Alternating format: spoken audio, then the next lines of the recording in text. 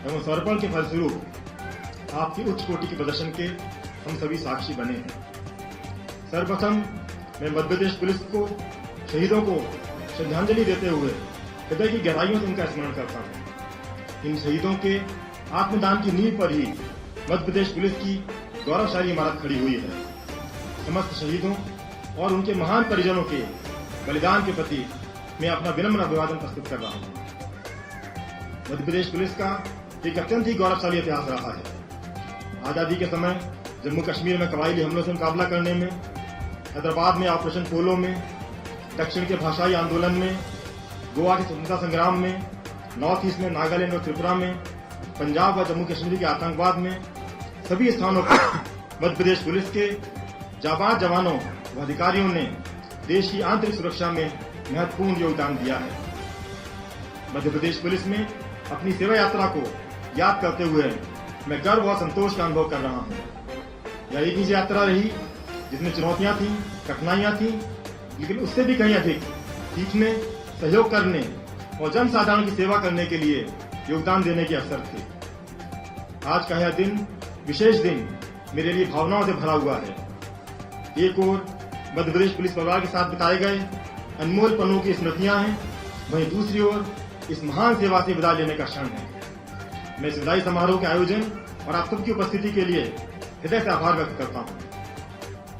Madhya Pradesh police के महानिदेशक के रूप में लगभग 3.25 साल के कार्यकाल में पूरे पुलिस बल ने जो आत्मीयता, सहयोग व सम्मान मुझे दिया, वह मेरे लिए एक धरोहर है और सदैव अविस्मरणीय रहेगा।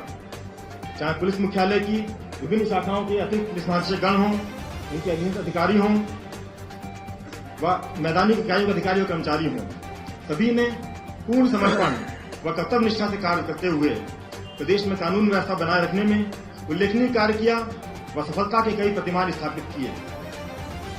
मैंने प्रदेश व देश में अनेक स्थानों पर विभिन्न पदों पर अपनी सेवाएं दी हैं, किंतु मैं पूरी जिम्मेदारी से यह कहने का सौभाग्य मानता हूं कि मध्य प्रदेश पुलिस सर्वोत्तम है।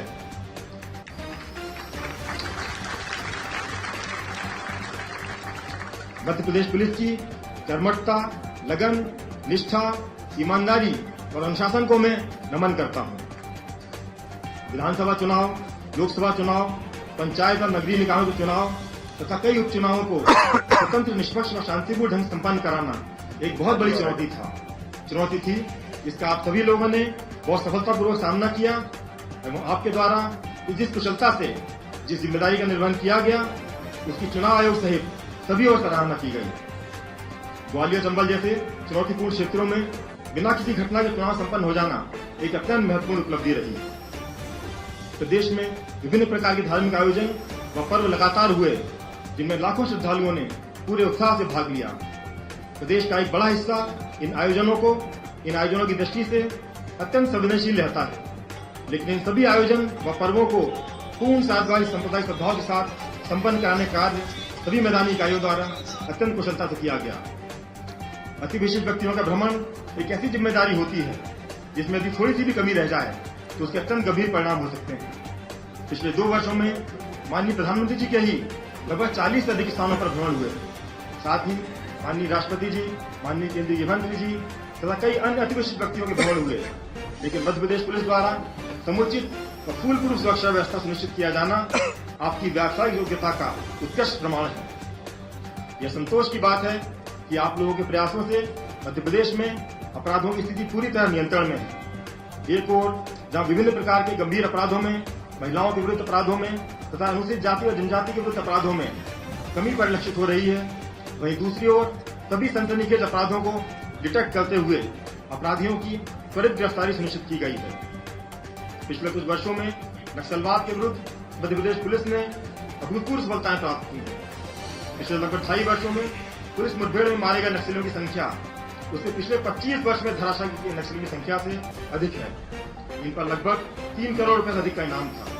पहली बार मध्य प्रदेश पुलिस ने डिविजनल कमेटी स्तर के नक्सलियों को धराशायी किया तथा पहली बार AK-47 जैसे हथियार भी बरामद किए गए। कई इनामी नक्सलियों को गिरफ्तार भी किया गया। नक्सलियों की अवैध वसूली पर भी प्रभावी रोक लगाई गई। हमारे प्रयासों से हॉक फोर्स के लिए जो विशेष भत्ता राज्य शासन ने स्वीकृत किया, उससे हॉक फोर्स के मनोबल में आशातीत वृद्धि हुई। साथ ही नक्सल मुठभेड़ों में जाबाज प्रदर्शन करने के फलस्वरूप लगभग 262 जवानों को क्रम से पूर्व पदोन्नति दी गई। नक्सल प्रभावित जिलों में विशेष सहयोगी दस्तों का गठन किया गया। मध्य प्रदेश एटीएस ने राष्ट्र विरोधी व आतंकवादी तत्वों के विरुद्ध अत्यंत ही प्रभावी कार्रवाई की। मार्च 2022 में भोपाल में जेएमबी के मॉड्यूल को ध्वस्त करना एक ऐसी जोखिम भरी उल्लेखनीय कार्रवाई थी जिसकी राष्ट्रीय स्तर पर प्रशंसा की गई। मध्य प्रदेश पुलिस की कार्रवाई के आधार पर पूरे देश के विभिन्न राज्यों में भी कार्रवाई हुई। इसके अतिरिक्त एचयूटी मॉड्यूल को ध्वस्त करना, पीएफआई के विरुद्ध प्रभावी कार्य करना भी मध्य प्रदेश एटीएस की कार्यकुशलता का द्योतक रहा। माननीय प्रधानमंत्री जी के प्रेरणादायी नेतृत्व में इस वर्ष दंड के स्थान पर न्याय पर आधारित 3 नए कानूनों का लागू किया गया। मध्य प्रदेश पुलिस इन कानूनों को लागू करने में अग्रणी रही। लगभग 80,000 लोगों को सफलतापूर्वक ट्रेनिंग दी गई तथा बिना किसी समस्या के आज पूरी मध्य प्रदेश पुलिस इन कानूनों का सफलतापूर्वक उपयोग कर रही है। आज के डिजिटल युग में टेक्नोलॉजी का उपयोग पुलिस के लिए अत्यंत आवश्यक है। मध्य प्रदेश पुलिस इसमें अग्रणी है।